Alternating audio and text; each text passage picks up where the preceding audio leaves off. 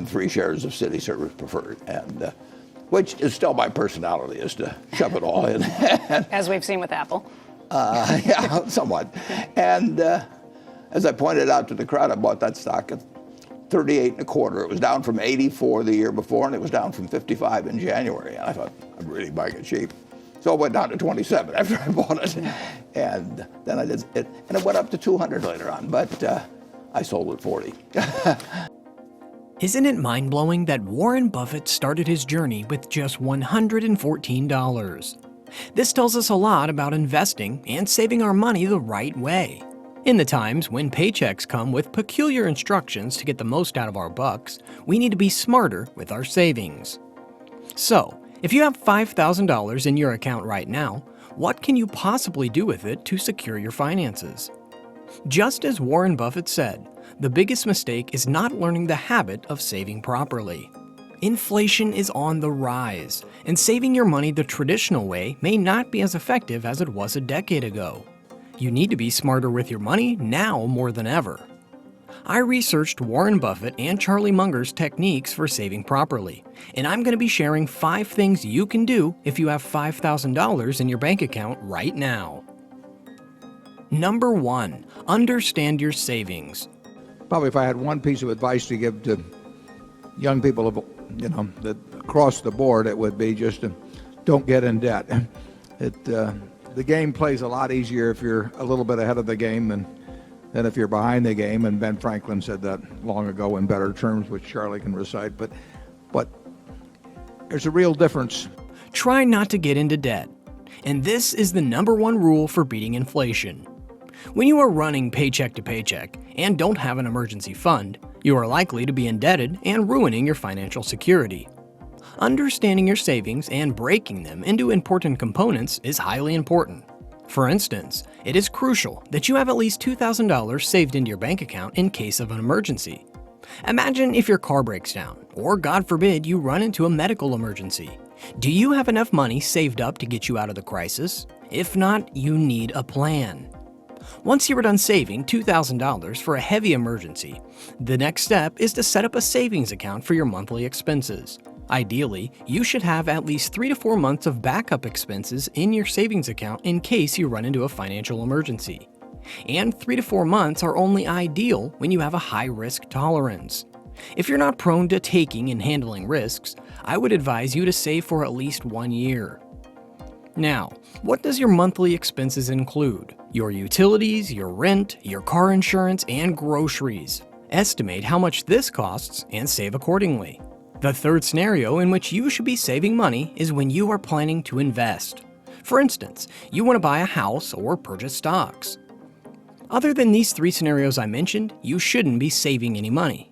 Remember, you need to keep your saving strategy simple because, as Charlie Munger said, simplicity has a way of improving performance by enabling us to better understand what we are doing. Now, with that piece of wisdom, I want to highlight one more thing. Consider creating an account for your savings in an online bank rather than a traditional bank. Because typically, traditional banks pay less interest on your savings because they have high fees and overhead expenses. If you are looking for a high interest markup, online banks are a way to go.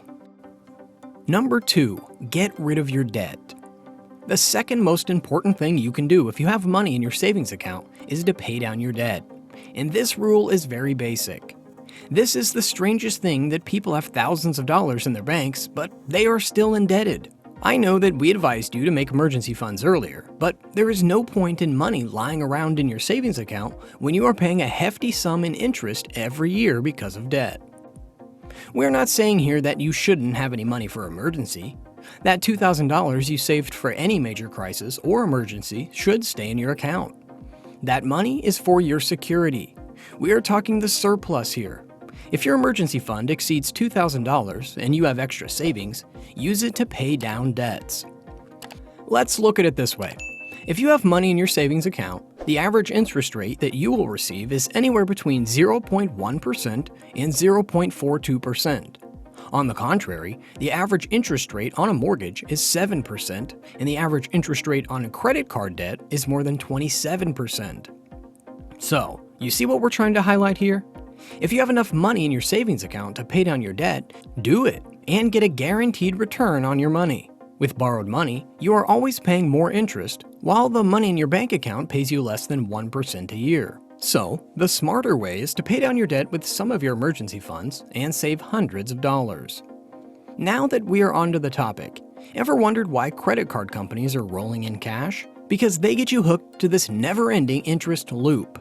In fact, Warren Buffett feels quite negatively about credit cards. He even mentioned on several occasions that he likes to pay mostly with cash. And the world is in love with credit cards, but I would suggest to anybody that the first thing they do in life is not on, they can get to something else later on, but don't be paying even 12% to anybody. I mean, it's. He once said, interest rates are very high on credit cards. Sometimes they're 18%, sometimes they are 20%. If I borrowed money at 18 or 20%, I'd be broke. And now the interest rate on credit cards is higher than 27%. If Warren Buffett thinks he'd be broke if he had credit card debt, who the hell are we?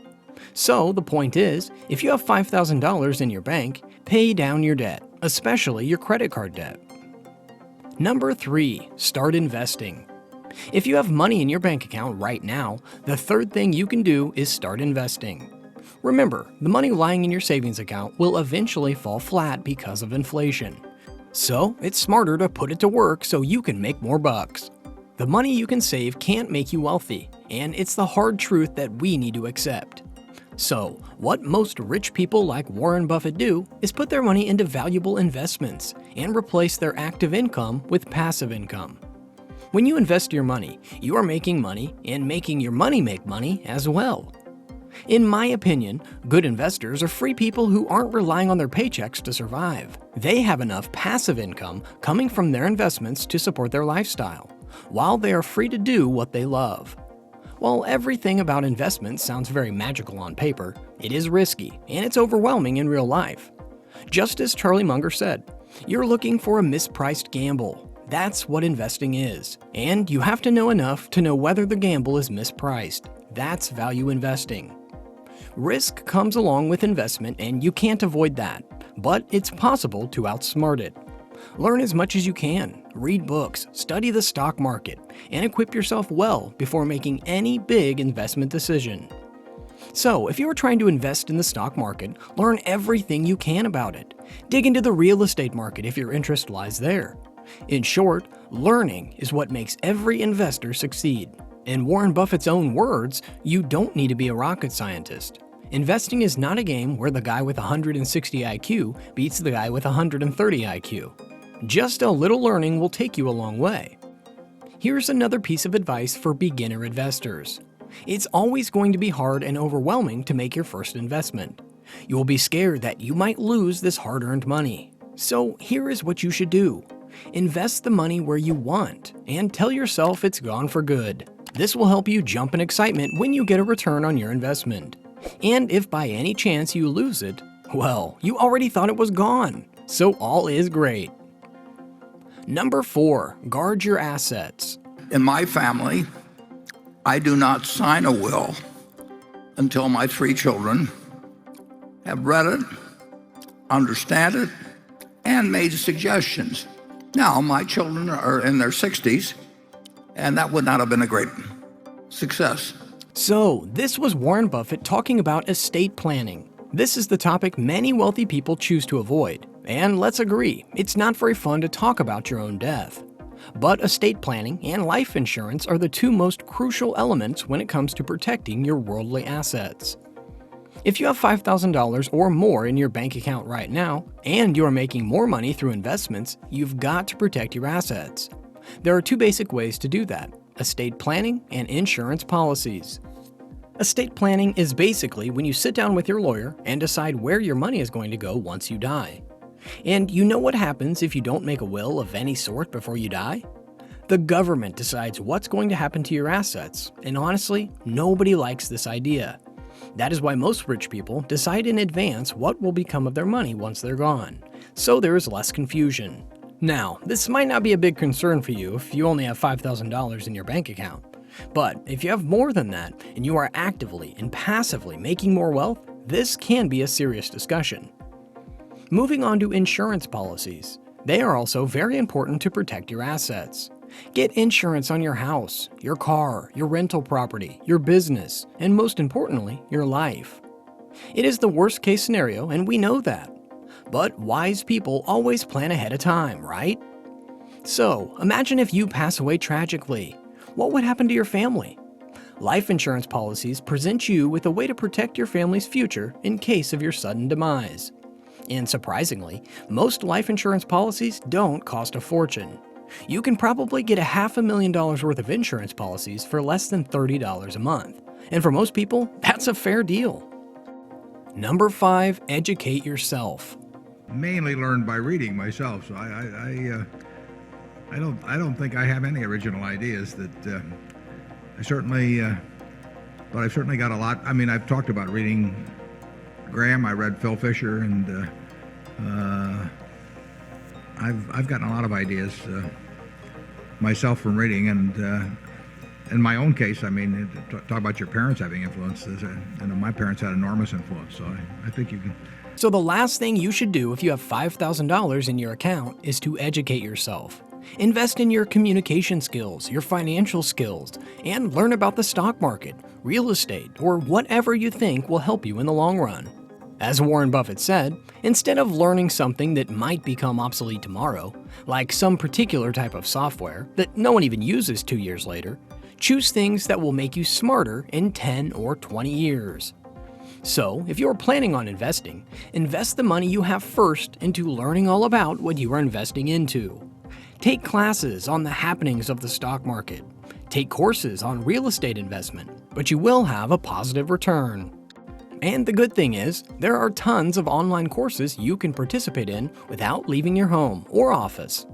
Basically, learning opportunities are waiting right at your doorstep, and you've got to look for them.